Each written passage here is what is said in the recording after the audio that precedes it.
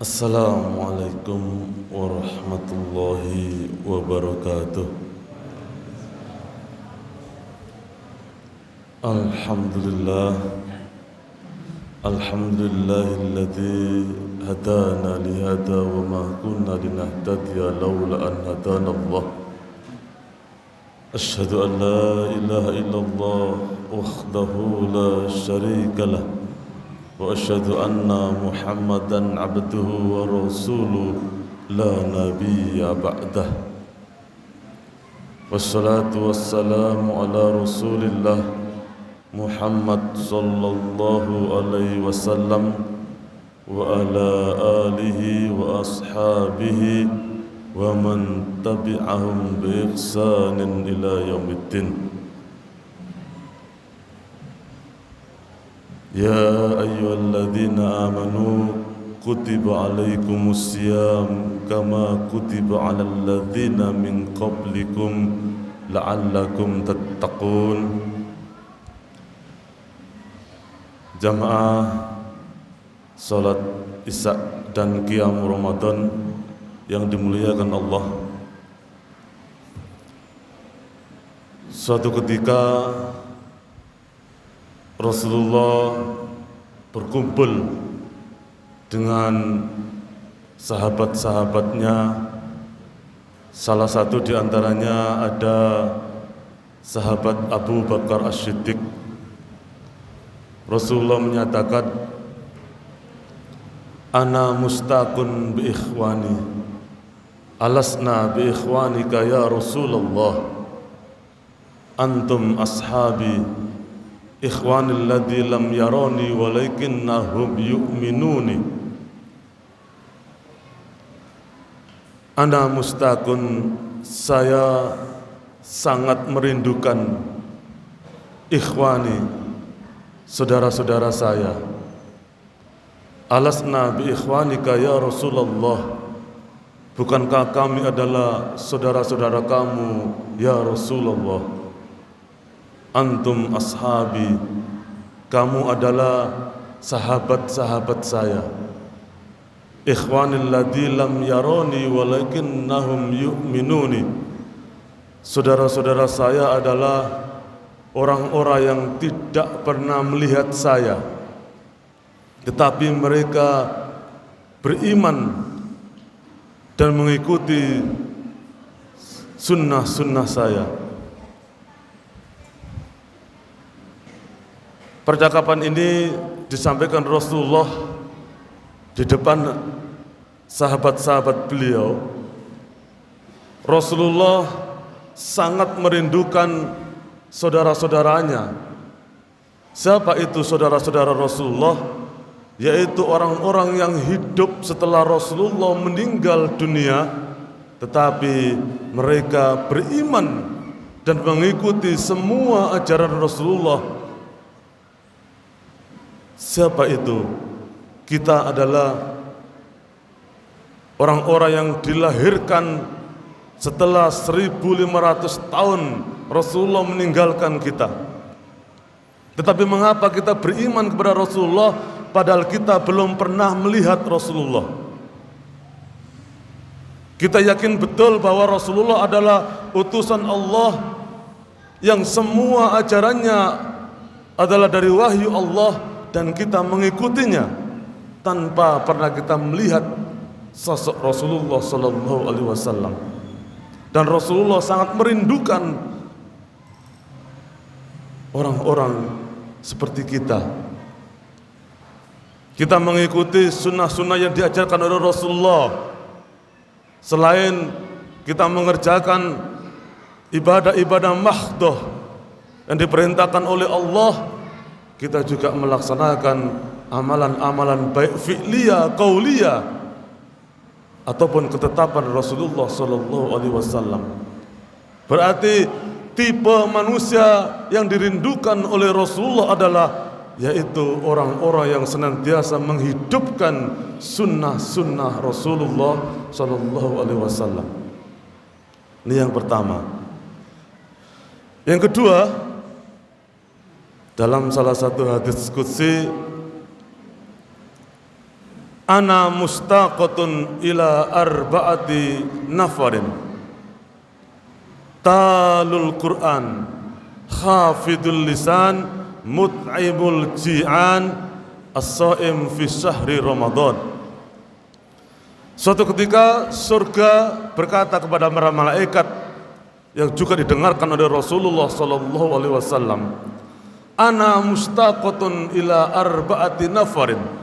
Saya sangat merindukan 4 golongan. Yang pertama adalah talul Quran, orang yang senantiasa mentilawah dan mengkaji Alkitab, yaitu Al-Quranul Karim. Yang kedua, hafidul lisan, orang-orang yang senantiasa menjaga ucapannya, menjaga lisannya, menjaga perkataannya. Yang ketiga, mut'imul ji'an, orang-orang yang suka berbagi dengan memberi makan orang-orang yang kelaparan. Yang keempat, as-shaim fi syahri Ramadan, yaitu orang-orang yang berpuasa di bulan suci Ramadan. Tadi yang pertama, kita termasuk umat yang dirindukan oleh manusia yang sangat luar biasa, manusia pilihan Allah, yaitu Rasulullah. Kita dirindukan oleh orang yang sangat luar biasa, orang yang sangat kita butuhkan nanti ketika di hari kiamat untuk mendapatkan syafaat Rasulullah sallallahu alaihi wasallam. Dan kita dirindukan oleh Rasulullah. Kita tahu bahwa obatnya kerinduan adalah harus bertemu agar kerinduan itu bisa terobati dan hilang. Maka nanti ketika di hari kiamat Rasulullah akan mencari kita. Karena apa? Beliau sangat merindukan kita. Dan yang kedua, bagaimana agar kita bisa dirindukan oleh surganya Allah? Maka kita harus punya 4 karakter dalam diri kita. Yang pertama adalah talul Quran. Mari kita membiasakan untuk membaca dan mentilawah sekaligus mengkaji Al-Quran. Tidak hanya sampai pada batas membaca, tetapi kita jadikan sebagai hudal linnas wa bayyinatin minal huda wal furqan, petunjuk bagi hidup kita, pembeda antara yang hak dengan yang batil. Jikalau ada manusia yang menjadikan Al-Quran sebagai hukum di depan dalam mengatur kehidupan ini, maka dia akan dirindukan oleh surganya Allah subhanahu wa ta'ala. Yang kedua adalah hafidul lisan, orang yang komitmen ucapannya sama dengan perilakunya. Karena pada saat ini banyak sekali orang-orang yang berkata tanpa bisa dipertanggungjawabkan kebenarannya, apalagi dengan komitmennya sesuai dengan perkataannya. Pagi dia berkata A, sore berkata B, malam berkata C, bahkan penuh dengan kebohongan. Dan orang-orang yang dirindukan oleh surga, golongan yang kedua adalah hafidul lisan, orang yang senantiasa menjaga ucapannya. Yang ketiga adalah mut'imul ji'an, suka berbagi kepada sesama. Mari kita ajarkan kepada anak-anak kita budaya untuk berbagi, bukan untuk menabung. Kadang-kadang kita membiasakan anak kita, mendidik anak kita untuk rajin menabung karena hemat pangkal kaya. Padahal itu adalah konsep yang salah. Mari kita ajarkan anak-anak kita kebiasaan untuk mudah berbagi.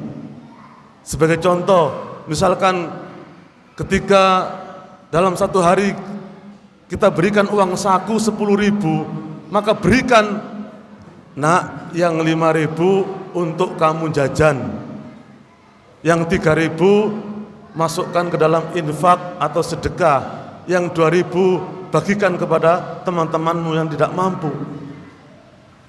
Bukan sebaliknya, 10.000 yang 5.000 disuruh nabung, yang 5.000 untuk menghabiskan jajan. Itu adalah budaya yang tidak islami.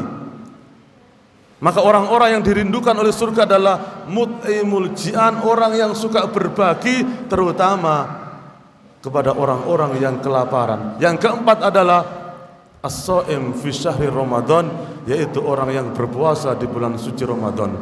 Yang terakhir, orang-orang yang dirindukan oleh Allah.